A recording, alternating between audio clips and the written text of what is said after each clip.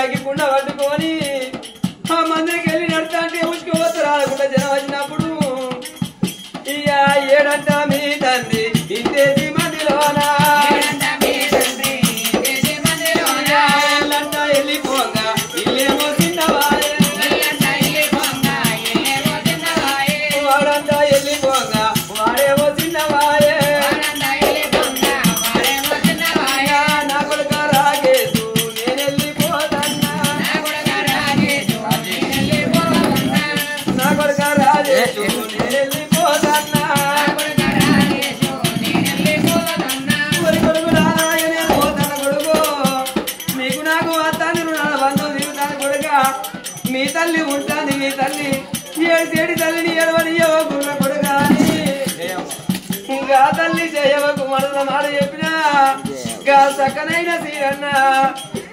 అయ్యా పలగాని వాచినాడా బంధువుకు జరిగినాడా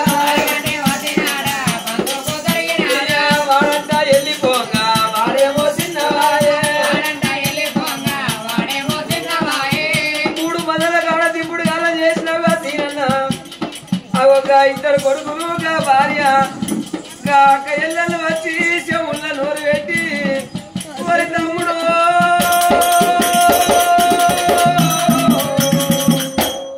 ఒరి తమ్ముడా మమ్మల్ని నడిచి బయట పోతారా తమ్ముడా నీ బంగారు మగవు తమ్ముడా మాకెట్లా కనబడుతుంది గా తోడ పుట్టిన అక్కలు చెవుళ్ళ నోరు పెట్టి విలువలేదా గా కడుపుతోని అన్న ఇద్దరు కొడుకులు కనుక నీవు ఓ నానా చెప్పి నోరాల విలువలేదా